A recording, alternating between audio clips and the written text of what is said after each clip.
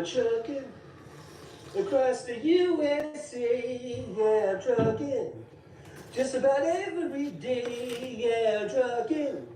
What you got to say? I'd like to hear it today. Oh yeah, yeah, I'd like to hear it today. Trucker John, OTR. Tuesday, Thursday, live streaming. All right, enough of that. Enough of that. Remember those days? Hello, everybody. Trucker John here, coming at you in the morning time, December 19th. What was I looking for? I was looking for something. Oh, yeah, I was going to switch out my glasses, which I should do before I start, but I always forget. So, okay, so hopefully that'll help. I was on, the Wi-Fi was off for a second there because last night, Cox Cable, in all its infinite wisdom, decided to do some sort of update or something, and it shut off the Wi-Fi, and then on my phone, I just went ahead and shut it off because I was listening to other shows or whatever, and I just shut it off. I just thought it'd be better to shut it off. So anyhow, forgot to turn it back on, and now it's back on. So let's see here. I'm just gonna see if I can put the show up over here on the iPad so I can see the chat better. Mucho better. And otherwise, it's just really hard for me to see because on there it disappears. But thanks for being here. We got 3 people watching, only 1 thumbs up, so we need 2 more thumbs ups at least. Appreciate it. If you could do that for me, that would be awesome. I'm just kind of hungry. So I just made a coffee and an English muffin. I don't want to eat too much because my daughter's in town, and she's going to. She's in town with her boyfriend. They got in late last night, so we didn't. I didn't go meet them or anything. I was tired and already in bed. They got in like at midnight or something, or 11 o'clock, and they're actually just checking out today. They're just here for the one night. They have I forget. A friend is doing. I don't know if it's a friend is doing something. They're there for that today, this afternoon. So anyway, when they check out this morning at 11, we're gonna go meet for breakfast. And Jolie, God dang it, Jaylee, my daughter, wants to go to Blueberry Hill because I talked about it so much. So we're gonna go to Blueberry Hill for breakfast, and that'll be like probably noon by the time I get there. So we're gonna end this show at least, no later than 11. Anyhow, I see Jolie's here. Thank you so much, Jolie. Jolie's in there. 70B2, see you in there. 70B2 says it's been raining here in Central California for 3 days now. And we're going to be getting that rain, I think, tomorrow. I saw rain on the forecast for here. So that's probably your rain, and now we're going to be getting it as it moves across. Julie says, I missed the Trucker John theme song. Yeah, I found my Bluetooth Bose speaker. Well, I've had it. It was in a box, and I thought I'd plug it in and see what happens. So let's see here. Somebody says, what's for breakfast? Oh, yeah. So like I said, we're going to go over to Blueberry Hill later on. Somebody B2 says, I know where I can send my craft projects. I have no room in my house, and John has bare walls. I know. I do need to get some artwork, I guess, up.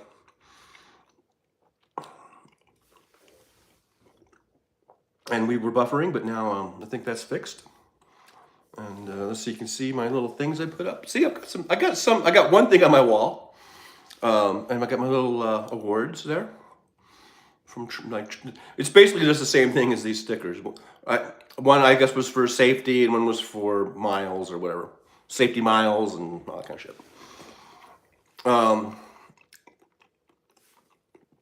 So that's my decor. Hey AJ, speaking of truckers, AJX1, thanks for being here. Where are you at today, AJ? Last time we spoke, you were hauling meat down from Idaho down to Riverside, right? 70-10, you were at the Sphere last night at 1 a.m., weren't you? No, that video was from the 15th. And I just posted it last night. I have so many videos.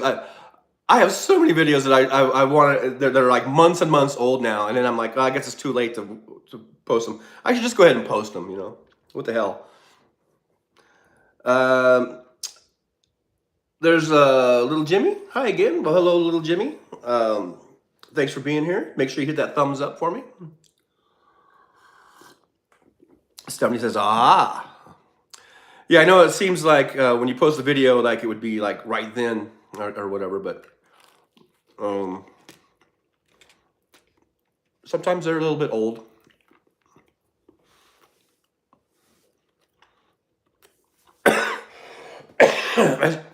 You know, I don't know what's going on with this stupid cough, because it just comes and goes. Like, when I went to bed last night,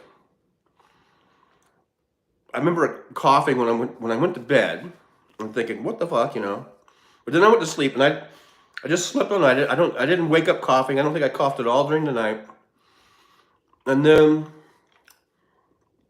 you know, I got up, took a shower and stuff. Everything seemed fine. And then now when I sit down and eat, then I start coughing again. So it's, I don't know. It's weird. Like, why do I cough and I don't cough and then I cough, you know? So it's just confusing. It's so confusing to me, this coughing. Cough, cough, cough. I'll just start cussing because I'm coughing, and I'll just go like, God damn it, you know, or like, because I'm just so sick of coughing, you know, and I'll be like, fuck. So they can probably hear me coughing, and then they probably hear me cussing, and they're like, this dude's losing it. I don't know what's going on upstairs. It seems like no one's been up there, like living. It's been pretty quiet. Well, this morning there's a bunch of activity going on up there. I don't know if someone's moving in. I don't know if they're doing repairs up there, because I thought I heard sort of like some sort of a tool, you know. Oh, apartment life. It's wonderful, isn't it? It's grand. But it's no worse than being parked at a truck stop with a reefer on each side of you and it going all night, you know. I mean, that's way worse, actually. So you know, there's that. Let's see here. AJ says, yeah, now going to Oregon with tables. Oh, you got a load of tables, huh? Are they big, heavy tables? Or are they like plastic tables?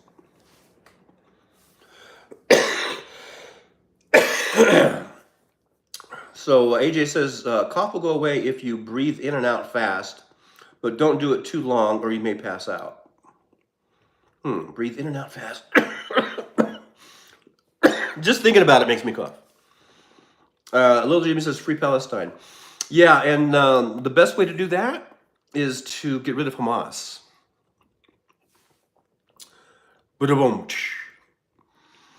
Now, I'll agree.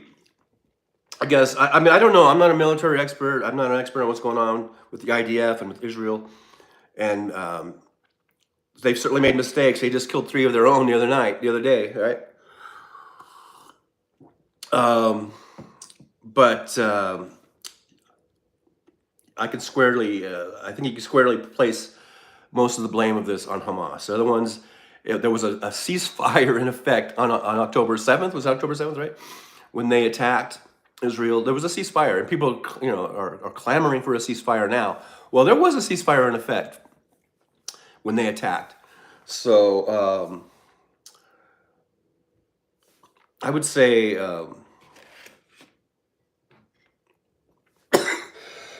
Hamas is using Palestinian people, their own people. They kill their own people. They use their own people as human shields. Those are violations. Those are war crimes.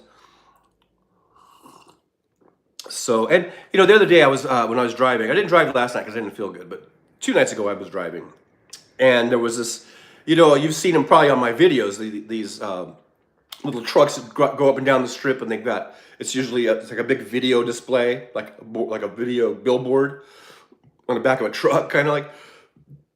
And they're usually advertising for the casinos and things of this nature. Well, 2 nights ago they had some sort of propaganda group had bought advertising. This supposedly pro-Palestinian group, and it was saying like all those slogans, "Free Palestine," and and stop demanding a ceasefire now, and putting up statistics of how many children have been killed and how many civilians and all this kind of stuff. And it was this total propaganda, pro Hamas propaganda, basically. I mean, those are kind of what I think House Sparks was talking the other day, or someone was talking about how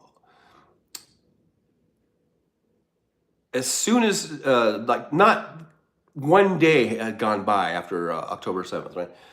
There were all these Palestinian protests that popped up all over the country, and all this stuff, and it just seemed a little suspect, a little sus, So someone is putting together this propaganda about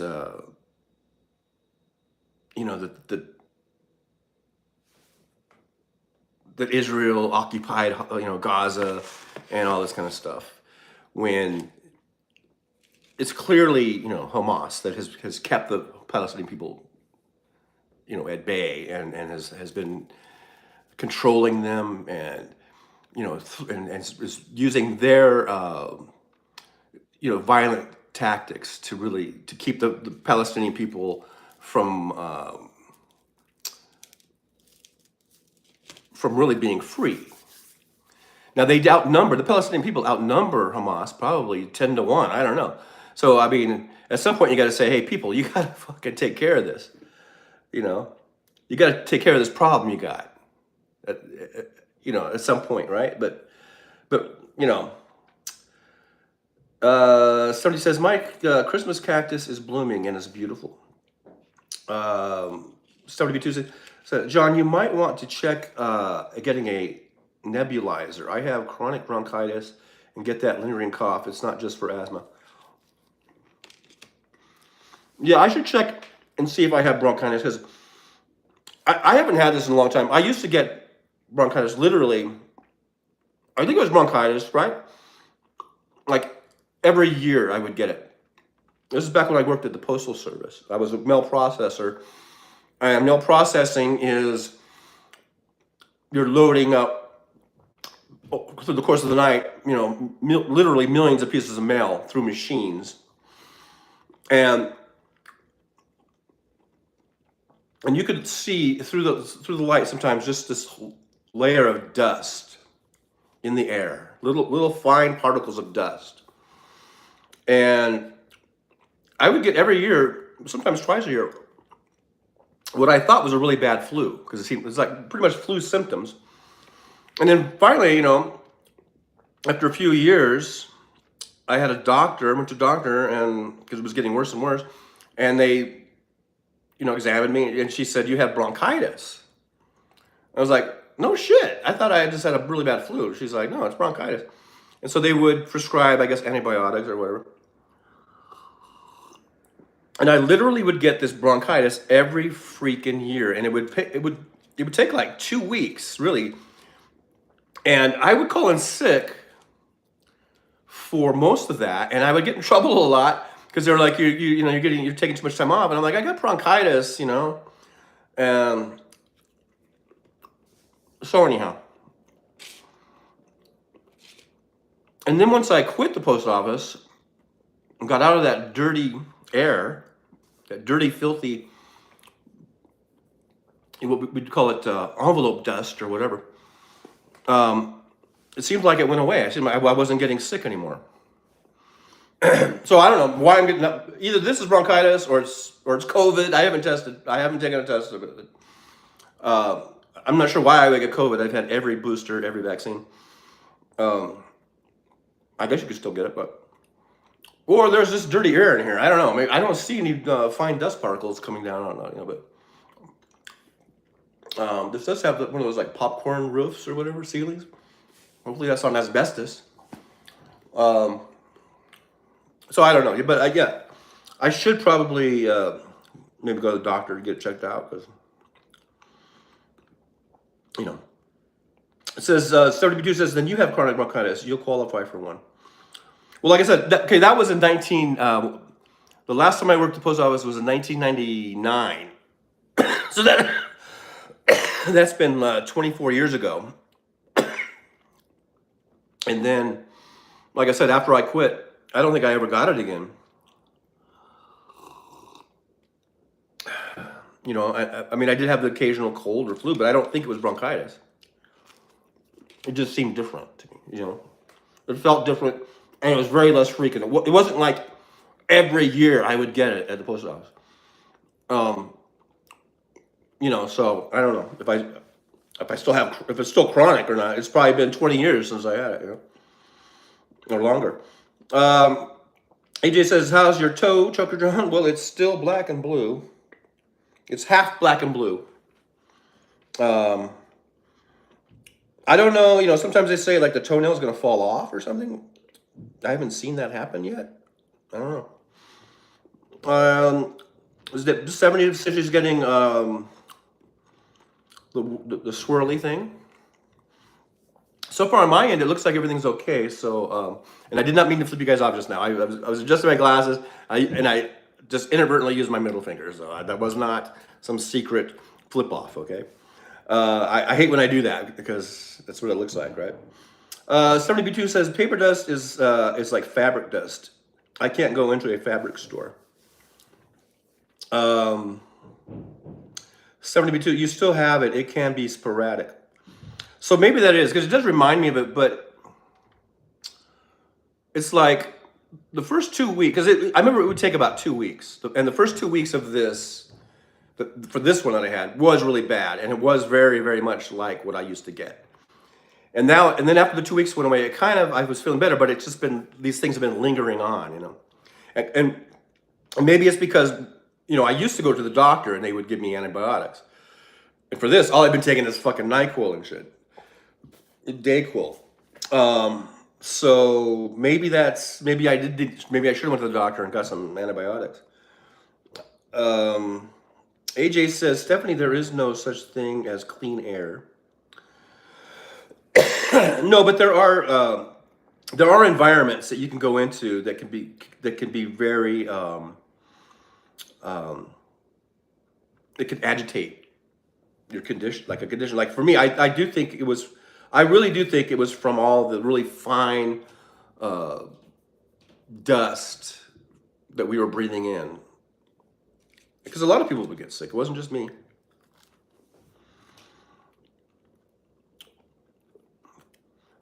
Stephanie says it's better now. And Stephanie says antibiotics don't help bronchitis, sadly. Well, they would give me something. I don't know. They gave me something. Maybe it wasn't antibiotics, but whatever it was they were giving me, they would prescribe something. I forget. It says, Jolie says, whenever I get bronchitis, I get antibiotics. Clears it right up. Yeah, I thought they gave me antibiotics. But like I said, it's been like, I still have some orange juice left.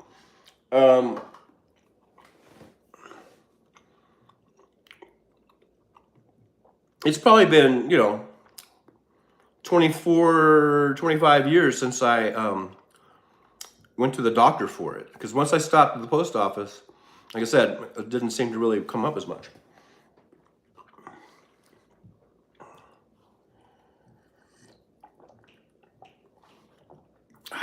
I forgot to finish my orange juice, and then I went into the coffee. Now I'm going back to the orange juice. I'm not sure if mixing my beverages is going to go over too well, but oh well. I like orange juice, so. And I like coffee. So yeah, anyhow, like I said, my daughter's in town, and she's probably gonna be calling me in about an hour and a half, and then we're gonna go eat at the Blueberry Hill, and then boy, just and Christmas Eve is what, Sunday? So then I'm gonna drive down to her house on Sunday, and then we're gonna do Christmas down there. So I'm looking forward to that.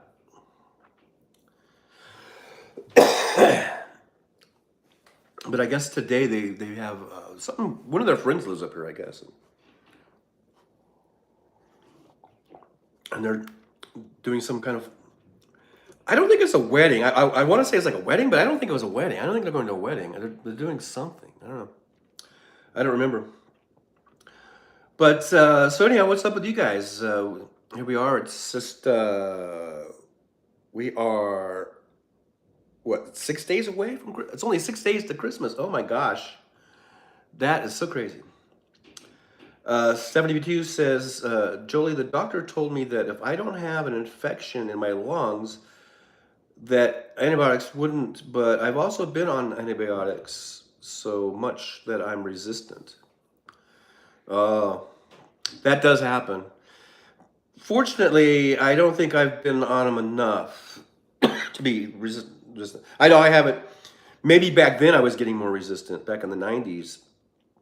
But since then, I've only been on antibiotics just a few times, probably. I did get a really bad infection. I had to go on, I guess it's an antibiotic IV. It was an IV. Was it antibiotics? I think it was antibiotics IV. I had to go in and do IV treatments because I had been in a truck wreck. Here's a truck wreck story. I think I told this story actually, didn't I? But I don't think I told the part about the IV part. So here's the story. Story time. Gather around, everyone. Here's a truck driving story. Okay, and it's probably a repeat. The first part's probably a repeat, but I got to tell this part. I think. Okay, so this is back in, I think it's either 2008. I think 2008. I was driving flatbed for a local company in Lancaster. It was like actually a mom and son operation. And anyhow, I was driving this flatbed. I had picked up this load of lumber, like big giant boards. They were like 2 by 6, and they were like the longest boards you've ever seen. So then they could cut them down, I guess, at wherever they're taking it to. I mean, these boards had to be at least 12 feet long, maybe longer, maybe 20 feet long. I don't know. They were very long, and they had them all stacked up, all nice, neat, and they had had bindings on them and everything. But it was like, well, it was as high as it could go, 13.6, right? Because I remember when they loaded it up, and I'm standing on the ground looking at it, and I go, that looks taller than, because I know like a dry van is 13.6, and I'm like, that looks taller than like even a dry van. I go, you guys sure that's legal? And they're like, yeah. And so I had to measure it for me to make sure, because it just looked like it was overloaded. It looked like it was too high. And then they measured it. It was like under 13.6. It was it was probably like, I guess like 13 feet or whatever. From the ground to the top of that load. And anyhow, so it was, I got it all strapped down and ready to go. And I remember I called the company. It was just, like I said, a little mom and son operation. But I called them and I said, hey, look, I don't feel comfortable with this load. This is like this is like a scary fucking load, man. I've never hauled anything like this. Because I'd only done those. That was the only time I did flatbed was with this company, and I was pretty new to flatbedding. And um,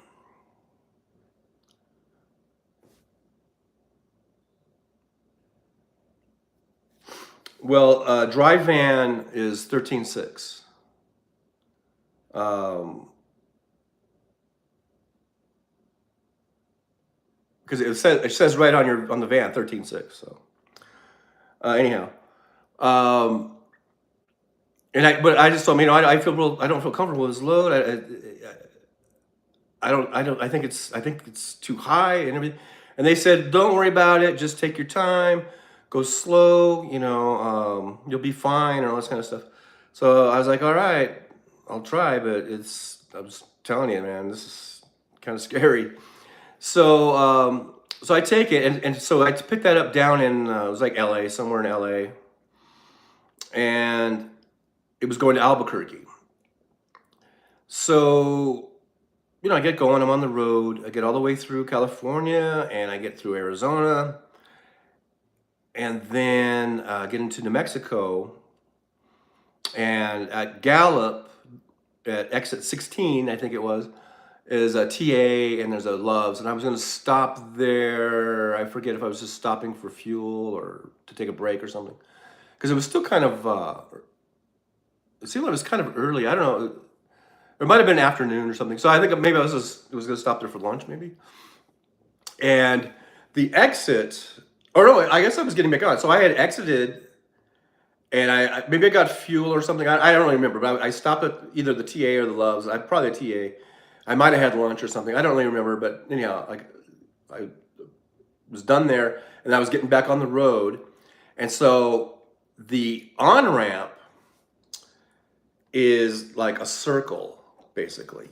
I mean, you get on, and it completely does like a circle, to get back on the freeway and to head eastbound on I-40. And I remember, it's a really kind of a sharp curve, right? So I remember I just taking my time. I'm going like 8 miles an hour. I look in the mirror. I see there's a couple cars behind me, and I'm just kind of gradually kind of speeding up a little bit, but not too much. I'm trying to be careful. And as I'm about halfway through the curve, I remember looking at my speedometer, and I was going like 14 miles an hour, and I'm just thinking, oh, I'm good. That should be good. And I remember looking to my left to kind of check the traffic, on the freeway.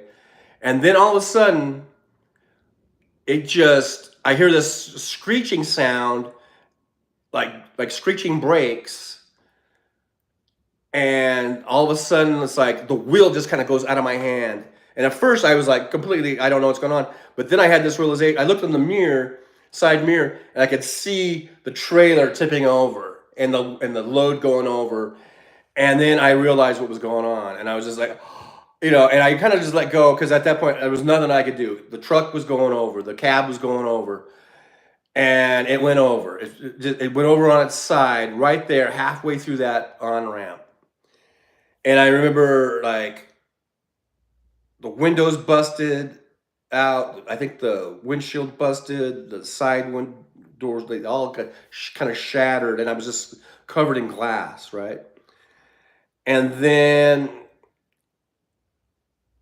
so then the people behind me, they'd stopped, and they came running up. And I remember I got out, I just crawled out through the windshield, and they kind of helped me out, And so then, like the cops come, and it's a whole big deal. Then they got to bring a wrecker out. They got to get a crew out to pick up the lumber and all that kind of stuff. And I made a report with the New Mexico police, what was it, troopers or police, whatever they are. They asked me questions, and I remember I told the guy I was going. I was going 14 miles an hour, and he goes 40, and I go no. I go 14, 1-4. I was very specific. Wanted to make sure they knew I wasn't going 40. And I go no 1-4. I go, I just looked at my speedometer. I was going 14 miles an hour, and then the load just tipped over. I go, apparently that was too fast for that load, but I thought I was doing okay, you know. And he goes, okay. And then I overheard because another officer was interviewing one of the witnesses, and I overheard just after I had done my report, I just overheard I guess the cop asked him like, you know, how fast was he going or something, and the guy goes, he was going really slow. He was going really slow, you know. So I had the backup of those witnesses, which was cool, you know, that they corroborated my testimony. Um, and see, I just got a message from my daughter. Let's see here. What's going on here?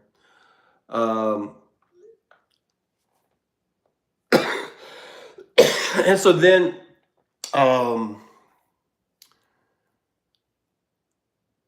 after, you know, I was out there doing the reports and doing the whole thing, and then it was just going to be a while. Then they were like, okay, well, you know, they didn't,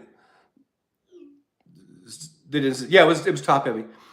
And then, so I remember I grabbed, I think I said, hey, can I go back into the truck and just grab some stuff? Because I go, I'm going to probably get a hotel across the street here, because there was a couple of hotels, Motel 6 and, you know, La Quinta Inn or something. And I'm probably just going to get a hotel until I can figure out, you know, what's going on. And they're like, yeah, sure. So I was able to go back into my truck. I had to crawl through the windshield.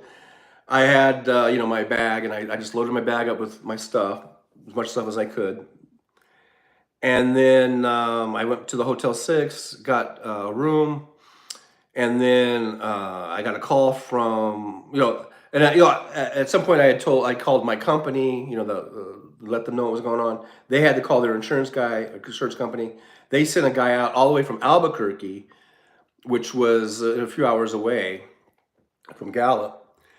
And that day, so I just stayed in the room. I guess, you know, it's sort of like an adrenaline rush type of thing.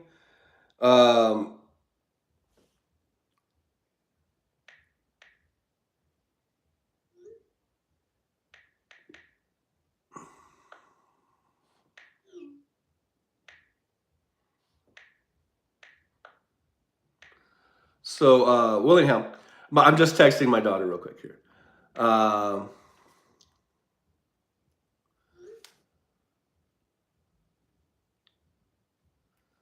Let's see. She wants to know if she wants to go, if we want to go to Blueberry Hill now.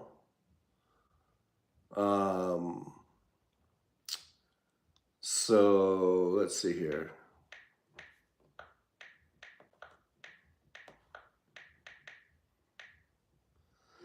And so anyhow, the insurance guy had to come. He had to take me to this doctor's office, or I guess it was at the hospital, and because he wanted to get it. As part of the insurance, they do a, you know, like a alcohol drug test, make sure you weren't high or drunk or whatever. And I wasn't.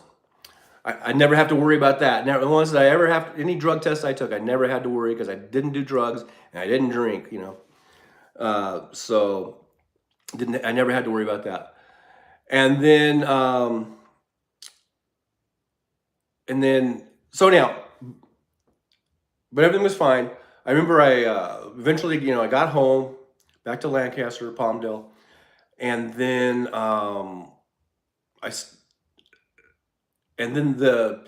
that company, they ended up firing me, but they didn't. But at first they were just like, they didn't tell me that I was fired. That's the whole thing. That's kind of another story, very similar to that AV Ford story that I told last week. But they just said, yeah, go home. We're going to figure out the insurance thing, and we'll figure out about getting you into another truck and all this kind of stuff. So I went home, and when I got home, I started getting sick. And again, it was like very much like a flu type of thing. Really, really sick, though. I mean, I felt like shit, and I started feeling like shit. And then I noticed this kind of like red line on my leg, like somewhere on my leg, and it was like, and it was, as the days went by, it was getting redder, and I was getting sicker and sicker, and you know, I had like fever and temperature and chills and all this kind of shit, and that line was climbing up the inside of my thigh and making its way to my groin, right? And so then I finally, after I guess it was maybe, I don't know, a few days, I finally went to the doctor, and they're like, "You have an infection. That's an infection, and you notice where it's going. You don't want it to go there." And she's like pointing at my crotch, they go, "Were you recently in like a car wreck or something?" And I'm like, "Yeah, I was just like a few days ago or a week ago or whatever it was." I go, "Yeah, I was in a wreck. I mean, I was okay. Everything was fine." And she goes, "Yeah, did you have a bunch of glass shatter all over you and everything?" I go, "Yeah, there was all the windows broke."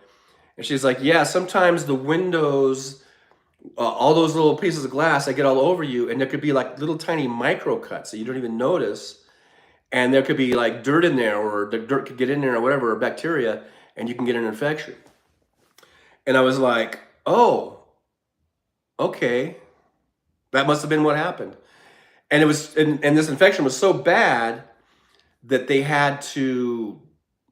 couldn't just give me like a pill antibiotic. I had to go on IV, and I had to do that. It was like an outpatient thing, I guess.